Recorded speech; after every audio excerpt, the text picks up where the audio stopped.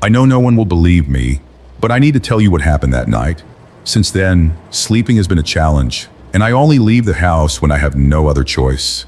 I took the New York subway at 2 a.m. because I had missed the last regular train, and Uber was out of the question due to the price. The station was empty, a void so deep it seemed to whisper forgotten secrets. The station looked different that night. It was as if space had expanded, making everything around me uncomfortably empty. The signs blinked erratically, almost as if they were tired of working, and the drops dripping from the ceiling echoed louder than any sound should. Every detail seemed exaggerated, like I was being watched by something invisible, something that knew I was alone. As soon as the subway arrived, I felt momentary relief. I entered the empty carriage, but the feeling of discomfort did not go away. The doors closed with a screeching sound that made me jump, and then silence took over. No announcements, no background music, just the creaking of the tracks that felt wrong. I don't know how to explain it, but it was as if the sound was out of tune, as if something was trying to imitate the movement of the train and failing miserably. Just a few minutes later, I felt an inexplicable chill run down my spine. It was as if someone had just passed me, but I knew the carriage was empty. I looked around, trying to convince myself that I was imagining things. Everything seemed normal, everything except my own perception. That's when my eyes turned to the window. I don't know why I looked, but something was pulling me in that direction. My reflection was there, as it should be, but something was wrong. At first, I couldn't say what. Then I realized he wasn't moving like me. I instinctively moved away, but I continued to stare at that reflection. He was standing still, staring straight ahead, while I was breathing heavily, trying to understand what was happening. I closed my eyes for a moment, thinking it was tiredness. But when I opened them, it was still there. Only this time, he seemed to be smiling. My mind started racing. It was impossible. It couldn't be real. I rubbed my eyes, looked again, and there was the reflection, normal, as it always should have been. But that smile, I could have sworn I saw it. I sat down again, tried to convince myself that it was just my imagination. But something inside me knew it wasn't. I knew that, in that carriage, I wasn't as alone as I thought. I looked at the reflection once more, trying to convince myself that it was just tiredness playing with my mind. But for some reason it felt wrong. I moved my head to one side, and the reflection remained there, motionless, staring into space as if it were mine. The chill in my spine returned, more intense, and for a moment I felt like running. Where to? I didn't know. I closed my eyes and took a deep breath.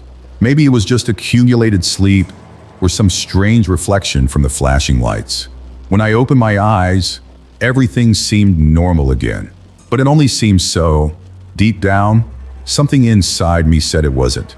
The train began to slow down, but there was no station in sight. The window, previously showing the usual dark tunnel, now reflected trees? No, an entire forest. Dense, black, endless. That was impossible. There were no forests on the New York tracks. The carriage lights flashed again, this time faster, like a warning. And that's when I saw it. Something at the end of the car, a shadow. It wasn't a person, it couldn't be. She was too tall, slender, like a blur.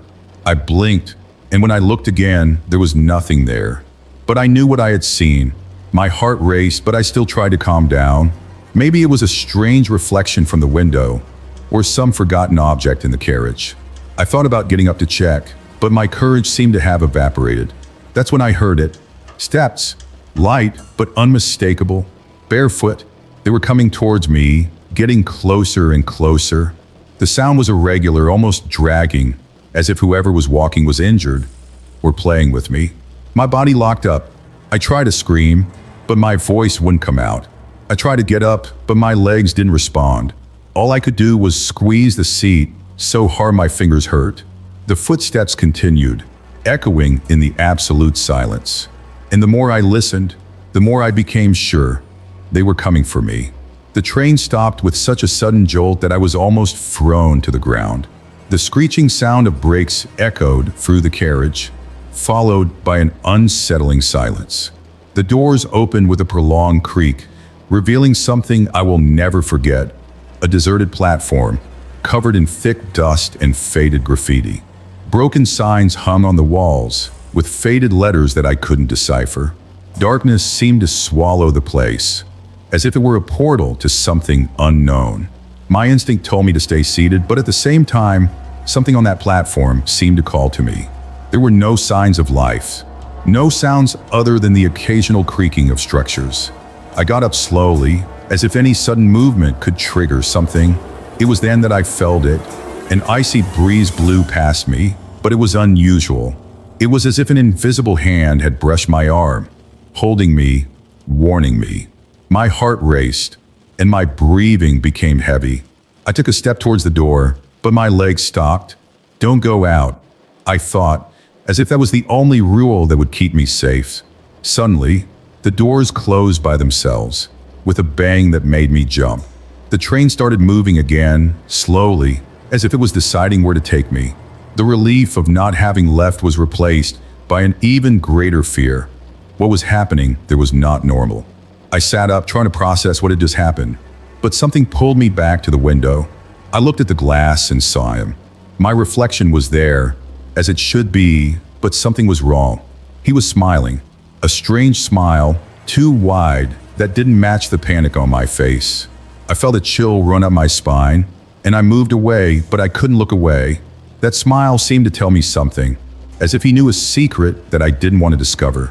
I closed my eyes, trying to convince myself that it was just imagination, but the reflection was still there, smiling, even when I wasn't looking. Since that night, my life has changed in ways I could never have imagined. It feels like I left a part of me in that carriage, on that platform, or maybe something came with me. Every time I get on the subway now, I feel a presence. No matter how many people are around me, it's as if there's someone else there, watching me, lurking. I've already tried to ignore it. I thought that over time these sensations would disappear, but on the contrary, they only increased. Sometimes it's a chill on the back of the neck. Others, the muffled sound of footsteps that no one else seems to hear. I already avoided the subway for weeks, but life demands that I return, and the cycle begins again. Am I going crazy? Or did that really happen? The reflection, the forest, the footsteps, none of it makes sense. I've been trying to find rational explanations, but they never seem enough. What was that? A warning? A bad joke of my mind? I know that for those who listen, it may seem like an exaggeration or even an invention, but I swear I'm not lying. If you have experienced something similar or know someone who has, please tell me. Maybe I just need answers or a reason to believe I'm not alone in this madness. Now, whenever I see myself in a window's reflection, I'm waiting for him to smile again. And if one day that happens, I don't know if I'll have the courage to continue. So please tell me, what do you think is happening to me? I really need help, and this was one of our followers' stories.